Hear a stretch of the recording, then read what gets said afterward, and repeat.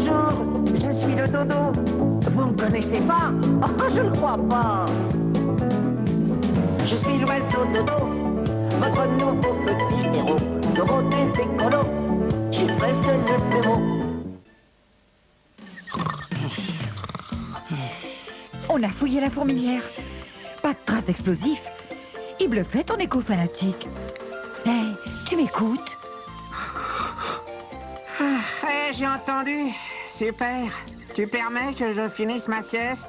Vas-y, je retourne bosser.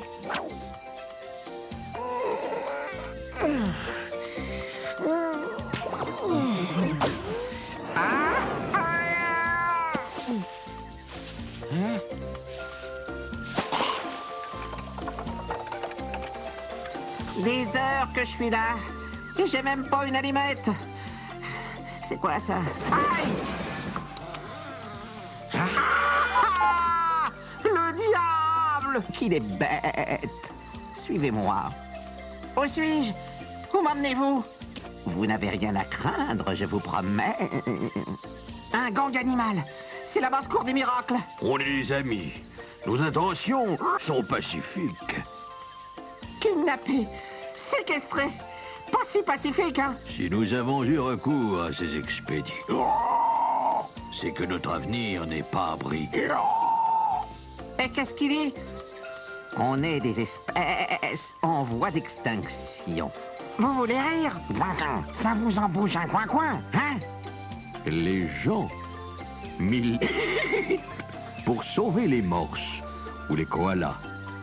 Parlez-leur d'animaux de la ferme en train de disparaître et ils font comme vous. Ils rient. Ils trouvent ça hilarant. Les ânes, les chevaux, les moutons, les canards, en voie de disparition. Ouais, ça se saurait. Tout le problème est là. Ça ne se sait pas. Vous avez des nouvelles de Dodo? Une demande de rançon. Est-il toujours en vie?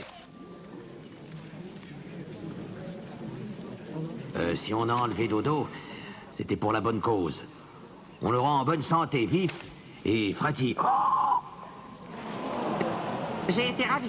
Oui, ravi de rencontrer ces animaux exceptionnels. Je veux vous présenter mes amis. La vache écossaise, la chèvre angora, le percheron, le canard et l'âne des Cévennes. Depuis que l'homme et l'animal entretiennent des relations, c'est-à-dire depuis la nuit des temps, beaucoup d'espèces domestiques ont disparu. La négligence, l'indifférence, la sélection naturelle et cette chose à double tranchant qu'on appelle le progrès ont contribué à réduire considérablement le nombre des espèces existantes. Le robuste percheron, qui tirait les chariots et traçait les sillons, a failli disparaître à l'apparition de son cousin à moteur, le tracteur. Les vaches Fifshire et Glamorgan, qui ont nourri de leur viande et de leur lait des centaines de générations d'Écossais, ont cessé d'exister à l'aube du XXe siècle, effacés de la surface du globe. Paf! Heureusement, des esprits lucides ont compris que ces pertes étaient désastreuses pour le patrimoine universel. Certaines fermes expérimentales se consacrent au sauvetage de ces races anciennes.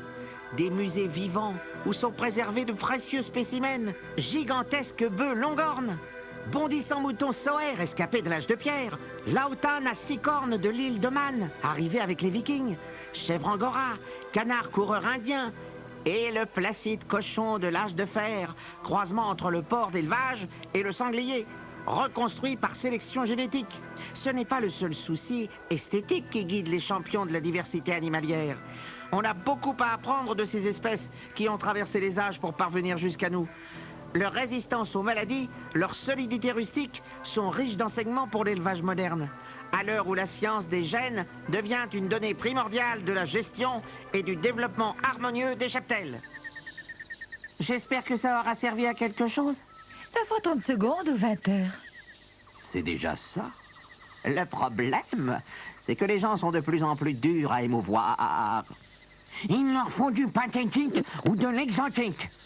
C'est sûr qu'on n'est pas des bébés phoques, ni des babies alligators.